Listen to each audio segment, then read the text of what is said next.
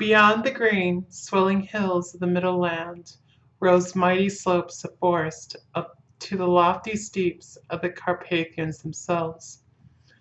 Right and left of us they towered, with the afternoon sun falling full upon them and bringing out all the glorious colors of this beautiful range, deep blue and purple in the shadows of the peaks, green and brown where rocks and grass mingled, and an endless perspective of jagged rock and pointed crags till these were themselves lost in the distance, where the snowy peaks rose grandly.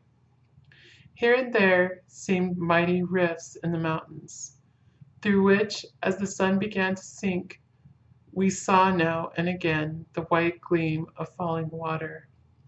One of my companions touched my arm as we swept round the base of a hill, and opened up the lofty, snow-covered peak of a mountain which seemed, as we wound on our serpentine way, to be right before us. "Look, Easton, Shek, God's seat," and he crossed himself reverently. As we wound on our endless way and the sun sank lower and lower behind us, the shadows of the evening began to creep round us. This was emphasized by the fact that the snowy mountain tops still held the sunset and seemed to glow out with a delicate, cool pink. Here and there we passed Czechs and Slovaks, all in picturesque attire. But I noticed that the Gautois was painfully prevalent. By the roadside were many crosses, and as we swept by, my companions all crossed themselves. Here and there was a peasant man or woman kneeling before a shrine, who did not even turn round as we approached, but seemed, in the self-surrender of devotion, to have neither eyes nor ears for the outer world. There were many things new to me. For instance, hayricks in the trees, and here and there very beautiful masses of weeping birch, their white stems shining like silver through the delicate green of the leaves. Now and again we passed a later wagon, the ordinary peasant's cart, with its long snake-like vertebra calculated to suit the inequalities of the road. On this were sure to be seated quite a group of homecoming peasants, the Czechs with their white and the Slovaks with their colored sheepskins, the latter carrying lance fashion, their long staves with axe at end.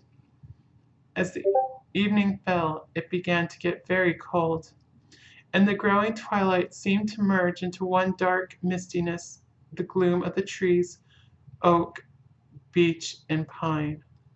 Though in the valleys which ran deep between the spurs of the hills, as we ascended through the pass, the dark firs stood out here and there against the background of late-lying snow.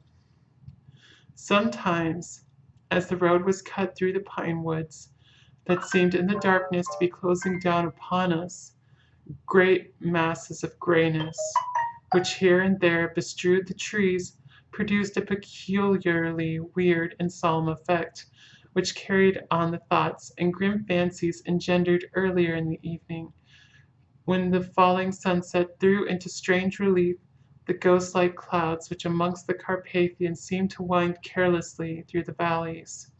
Sometimes the hills were so steep that, despite our driver's haste, the horse could only go slowly. I wished to get down and walk up them as we do at home, but the driver would not hear of it. "No, no," he said, "you must not walk here. The dogs are too fierce." And then he added, with what he evidently meant for grim pleasantry, for he looked round to catch the approving smile of the rest, "And you may have enough of such matters before you go to sleep." The only stop he would make was a moment's pause to light his lamp.